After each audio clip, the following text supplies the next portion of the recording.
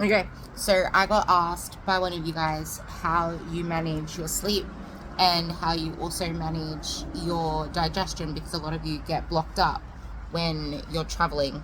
Now, one main factor is to try to keep your meals and your sleep and wake time the same time in that country, that state's time zone. So, taking melatonin about 90 minutes before you sleep can help.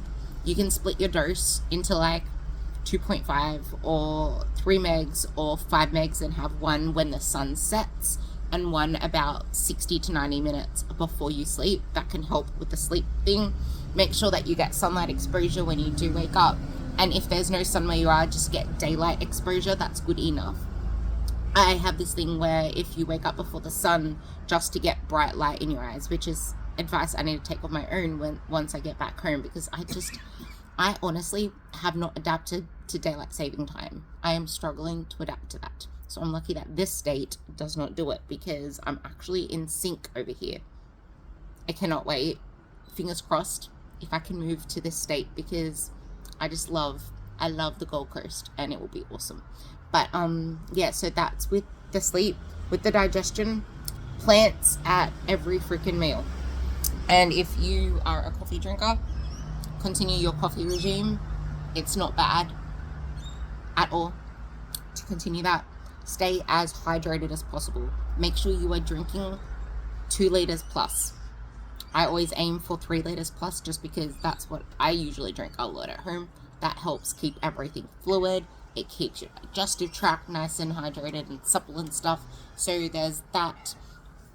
I would, if you have any historic gut issues or you were taking them before, digestive enzymes, I sometimes bring mine because I can have trouble breaking down like complex carb matter, because I have so much food in my, like, because I'm eating such a large volume of food with the calories I'm on.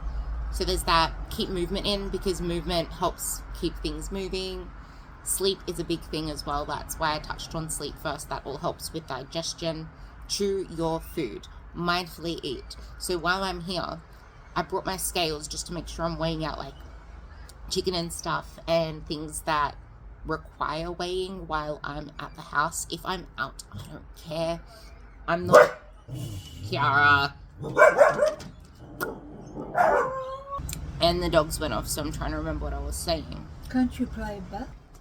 So there's that, but I honestly wasn't really tracking before I came anyway, just because I eat the same food every day, and this is a big part of tracking, because a lot of you find tracking to be really tedious. And one huge benefit of having tracked for a long period of time, so this is why I'm like, everyone should track to start with, or at least form some form of habit around getting a quantitative measure around your food, even just weighing food on the scales and writing it down, or taking photos and writing down the scale weight and getting used to doing your tracking that way, because you start to build competence. And once you start to realize, okay, this is what I need, not what I'm having, because some people eat a particular way and it's too low for what is optimal for them, but that's what they're maintaining on, whereas they should be maintaining up here. So we need to figure out a way to bridge that gap, which is what I help a lot of people with.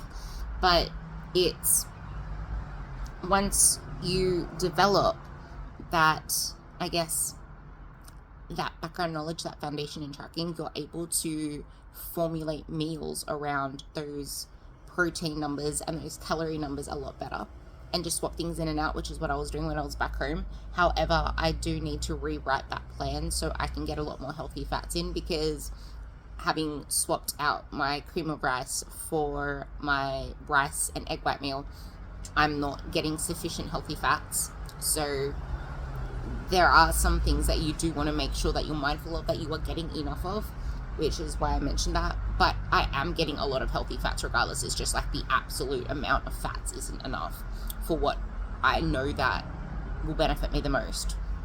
So at the moment, I don't need to supplement with omega-3, because I have salmon. I either have salmon or tuna, and I have sardines. So that's omega-3.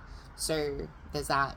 I have enough plants. I still have my daily vitamin, and I make sure there's protein with every meal and carbs with every meal, and I'm prioritizing most of that around my workout. So that's just stuff to keep in mind while you are factoring in your food. So yeah, and yeah, like I said, making sure you're getting around 600 to 800 grams plus a day of fruit and veg combined. So hope that helps.